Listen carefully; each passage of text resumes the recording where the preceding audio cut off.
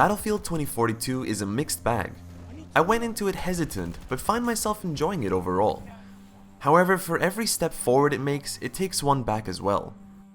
The most glaring change is the choice to use special operators as opposed to the nameless soldier we're used to seeing in Battlefield.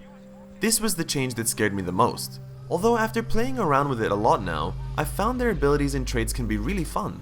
Aside from the aesthetic choice to have duplicate people running around, the gameplay mechanics of the abilities are all enjoyable and quite well balanced.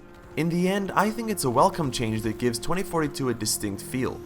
However, I would have preferred to customize individual normal soldiers, especially considering none of these characters here are all that likable.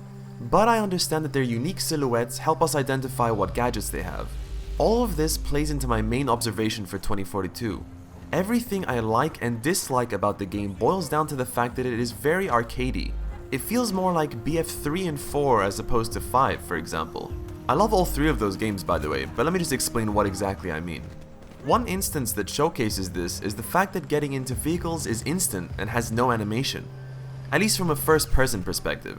This means it's super responsive and you can immediately control the vehicle, but it comes with the caveat that it's less immersive. Another example is that when downed and waiting for a revival, it's now in third person, which gives you more visibility of your surroundings, but it's again less immersive. Using the wingsuit is also in third person, which has the same effect. You also can't perform a roll when falling from high places anymore, nor is there a crouch run. Both decisions I think were made with the aim of simplifying the game, but I miss them. Building is also gone, an incredibly fun mechanic from BF5 that allowed people another option to be useful. Although it might feel a bit more strange in this futuristic setting, it actually would have been very useful in combating a big gripe I have with the game, which is that maps feel a bit too big sometimes and really open. Having the option to allow people to dig trenches and set up sandbags would alleviate the issue, but I presume they would have negated the usefulness of some of the characters that come equipped with shields. Going back to my point though, since the game now holds 128 players per match, maps are bigger than they've ever been. They can be quite barren with no natural cover or buildings to hide behind. I found my match enjoyment was strongly influenced by the map I was playing in. This made me also feel more pressured than ever to use longer ranged weaponry. I only got to use close range guns like shotguns a handful of times. Now, although engagement ranges are most of the times much further than I'd like, time to kill feels perfect. Actually, everything about the guns feel amazing. I found most guns to feel balanced, strong, and controllable. You can unload a magazine at long range, and as long as you compensate for recoil, you will get your kill. I also really like the Crisis-like system of being able to switch out weapon attachments on the fly. Once again, a showcase of the game leaning towards an arcadey feel, but this time in a good way. The sounds really complement the heavy feel of the gun, and I think shooting enemies overall is such a joy in this game.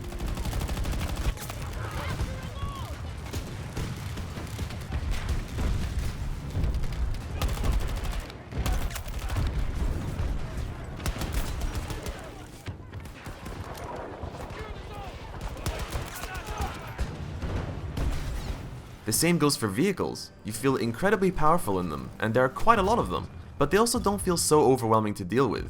You get a plethora of choices to counter ground and air vehicles alike. Unfortunately, destruction feels like it's taken a backseat in this game.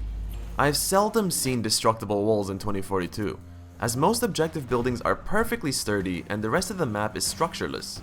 I found that it's a feature I do miss for gameplay and aesthetic reasons.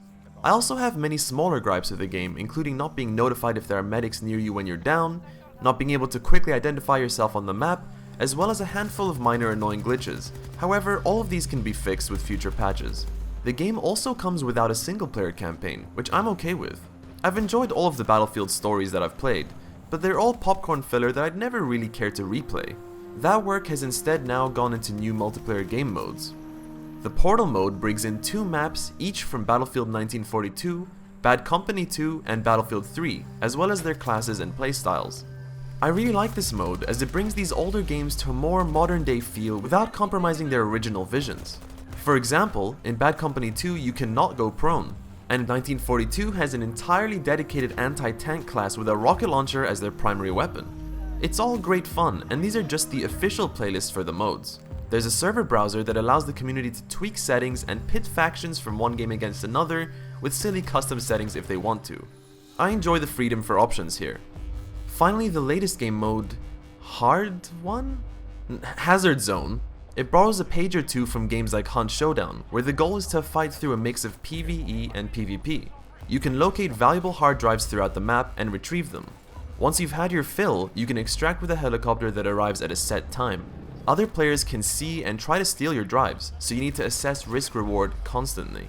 When you finish a mission, you'll earn a few credits that allow you to take in some new weaponry or equipment your next time around. I found the game mode to be really fun, and a good balance of casual and hardcore, since if you don't make it in time for the second extraction, you will fail the mission.